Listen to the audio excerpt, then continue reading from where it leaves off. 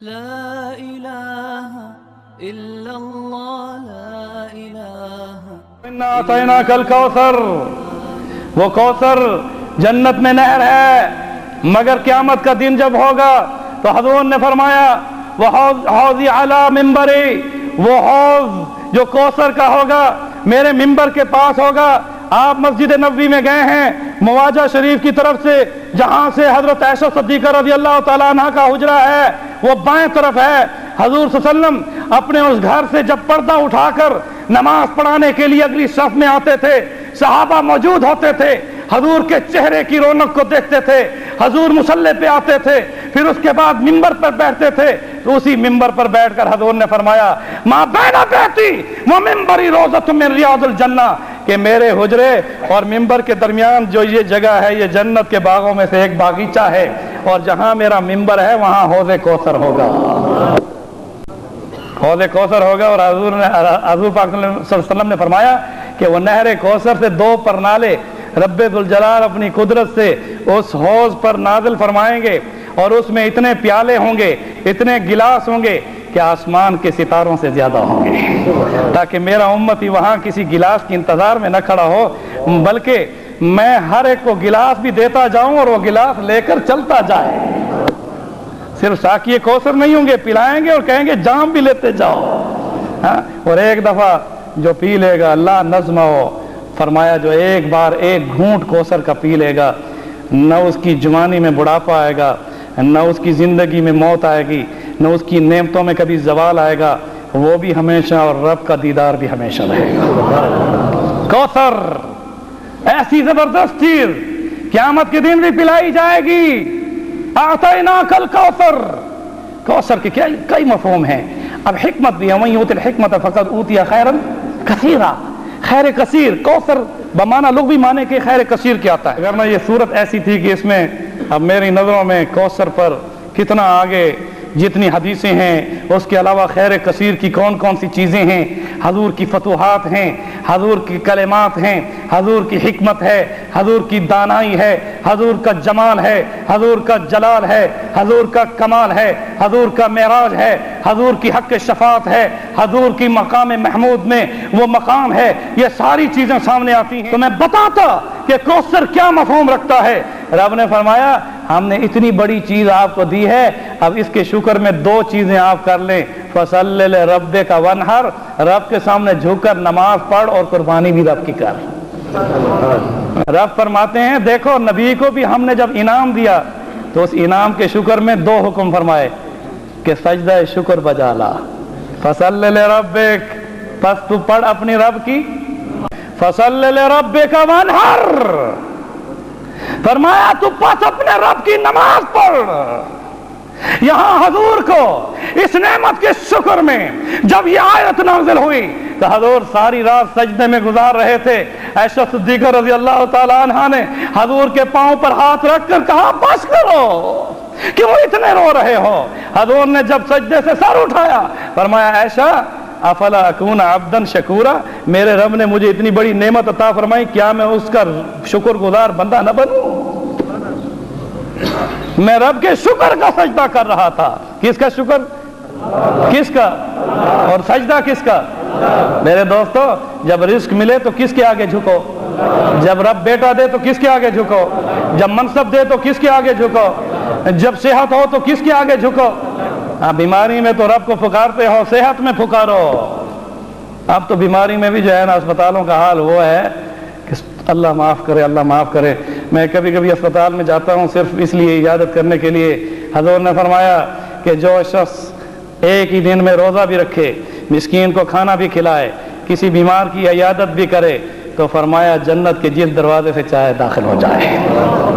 بڑے آسان باتیں ہیں، کسی غریب فقیر کو کھانا کھلا دو، اسی دن روزہ رکھ لو، اسی دن کسی بیمار کی پرسی کر لو، کسی کا جنازہ پڑھ لو، ہر روز ہر وقت جنازہ ہو رہا ہے مقبرے میں، کبھی کبھی چلے جایا کرو۔ میرے دوستو میں صرف ترغیباً آپ کو بتا رہا ہوں، ایسے ایسے ہسپتال ہیں جس میں جاؤ مریض کئی قسم کے ہیں، مگر اب یہ بھی ایک بہت بڑے خطرے کی بات ہے کہ مرض بھی خطرناک اور آگے حالات بھی خطرناک کہ वहां जाकर अपने मरीजों को कहो कि किसकी आगे झुको, फरियाद करो रब से। और मेरे दोस्तों, जब तक इंसान सांस उसका मौजूद है, नमाज उस पर हालत मर्ज में भी माफ नहीं है। कि सिर्फ कहते हैं जी अस्पताल में दाखिल हो गया, उन्होंने कपड़े उतरा लिए और उन्होंने अपने कपड़े पहना दिए, तो उनके कपड़े पहनने के बाद आप पर नमाज माफ हो गई? पहले नमाज पढ़ रहा होता है बंदा, अस्पताल में दाखिल होते ही नमाज ही छोड़ देता है, हालांकि उस वक्त तो ज्यादा झुकना चाहिए। मेरे दोस्तों, मैं अब ज्यादा वक्त नहीं लेना चाहता। फसल्लि लिरब्बिक, बस तो अपने रब की नमाज पढ़ वनहर, और कुर्बानी कर। हज़रत ने फरमाया सबसे बेहतर हज उसका है जो रब का जिक्र करता है और ज्यादा कुर्बानियां करता है। अल अज व सज, अज सज, फरमाया अल हज, वो हज सबसे अफजल है जिसमें अज और सज, जिसमें तलबिया लब्बैक अल्लाहुम्मा लब्बैक लब्बैक ला शरीक लक लब्बैक इन्नल हम्द वन निअमत लक वल मुल्क ला शरीक लक, और साथ क्या हो, बोलो, कुर्बानी। अब यहाँ इसकी तशरीह में मुफस्सिरीन फरमाते हैं कि रब ने यहाँ पर एक और भी बात फरमा दी कि ईद के दिन नमाज ईद पढ़ और फिर क्या कर, इसलिए फरमाया नमाज ईद से पहले कुर्बानी। शहर में जो लोग रहते हैं नमाज ईद से पहले कुर्बानी, और जो देहातों में रहते हैं जहां ईद नमाज ही नहीं, वहां पर कुर्बानी, वो नमाज ईद ही नहीं है तो फिर वो कर सकते हैं, वगरना जब तक नमाज ईद नहीं पढ़ेंगे उस वक्त तक कुर्बानी। क्योंकि आयत की तरगीब में उसकी तरतीब यही है, फसल्लि लिरब्बिक, बस तू अपने रब की नमाज पढ़ और फिर क्या कर, कुर्बानी कर। दूसरी तशरीह ये भी फरमाते हैं कि मुज़दलिफ़े में फजर की नमाज पढ़ी जाती है। हाजी बैठे हैं नहीं, अल्लाह हम सबको बार बार हज करने की तौफीक अता, अल्लाह ताला मकबूल मबरूर हज करने की तौफीक अता फरमाए, अल्लाह हम सबको बार बार अता फरमाए। मेरे दोस्तों, मुज़दलिफ़े में वो जो रात होती है उसको मामूली ना समझो। जो दुआ अरफात में रब ने कबूल नहीं फरमाई थी, वो मुज़दलिफ़े की रात में रब ने वो दुआ रसूलुल्लाह की कबूल फरमाई, और फिर उसी में हुक्म हुआ फसल्लि लिरब्बिक, अपने रब की नमाज पढ़ और फिर कुर्बानी कर। फजर की नमाज मुज़दलिफ़े में पढ़ और मिना में जाकर रमी करने के बाद कुर्बानी कर। दोस्तों और बुजुर्गों, अब यहाँ कई मफहूम में आएगा, लेकिन ये बात ज़हनशीन कर लो, ये बात आज पल्ले बांध लो कि जब भी कोई नेमत मिले तो किसके आगे झुकें, और जब भी सवाल करना हो तो किसकी नमाज पढ़ें। वस्तईनु बिस्सब्र, जोर से कहो, जानते हो, वस्तईनु, इस्तानत हासिल करो, मदद मांगो, किससे, किसने कहा, अल्लाह मांगो।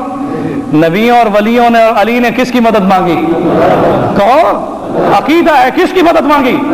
नमाज में सूरत फातिहा में हम क्या पढ़ते हैं, इय्याका नअबुदु व इय्याका नस्तईन, हम तेरी ही, इय्याका नअबुदु, तेरी ही, सिर्फ तेरी ही इबादत करते हैं और तुझ ही से क्या मानते हैं, तुझ ही से। ही में कोई भी हो सकता है, बोलो, ही में भी नहीं हो सकता, और भी आएगा तो शिर्क आ जाएगा। ही है और वो ही है। कौन है, जो ला इलाहा इल्लल्लाह हुआ, तो ला इलाहा इल्लल्लाह से अल्लाह, अल्लाह, फिर लिल्लाह, फिर अल्लाह, लिल्लाह, लहू, हू, और हू में सब कुछ उसी एक का। और क्या दिया रब ने, अल्लाह ला इलाहा इल्ला हू, तो अल्लाह ला इलाहा इल्ला हू, उसकी है में, उसी ही में फरमाया भी न करना, अगर भी कर दोगे तो शिर्क हो जाएगा। इबादत के लायक सिर्फ वही एक जात है। फसल्लि लिरब्बिका वनहर, इसलिए जब भी नेमतें मिले तो किसके आगे झुकें, इन्ना शानियका हुवल अब्तर, ऐ नबी तेरे दुश्मन बेनाम निशान हो जाएंगे। ये बड़ी खुशखबरी थी रसूलुल्लाह सल्लल्लाहु अलैहि वसल्लम के लिए कि ऐ नबी तेरे दुश्मन बेनाम निशान, उनकी औलादें तो होंगी मगर उन्हें कोई याद नहीं करेगा, और उन्हीं की औलादें जब आप पर ईमान लाएंगी तो अपना बाप का नाम नहीं लेंगी। अबू जहल का बेटा इकरमा जब ईमान लाया तो कितना अजीम ईमान था कि मदीना मुनव्वरा में सहाबा फरमाते हैं कि कभी इकरमा के मुंह से अपने बाप की तारीफ में जुमला नहीं निकला, न उसकी सरदारी उसने याद की, न उसकी मक्का की बहुत बड़ी हुकूमत याद की। तारीफ की तो ईमान के बाद किसकी की, अल्लाह और उसके रसूल की। तो फरमाया दुश्मन बेनाम और निशान, उनके बेटों में भी उनका नाम नहीं होगा, नाम होगा तो मुस्तफा तेरा होगा। इस्लाम के نشر و اشاعت کے لیے دینی اصلاحی خطبات، دروس تفسیر قرآن و حدیث اور اسلامک لیکچر سننے کے لیے مولانا ڈاکٹر احمد علی سراج کا آفیشیل چینل سبسکرائب کریں اور بیل آئیکن کو دبائیں۔ جزاکم اللہ خیرا۔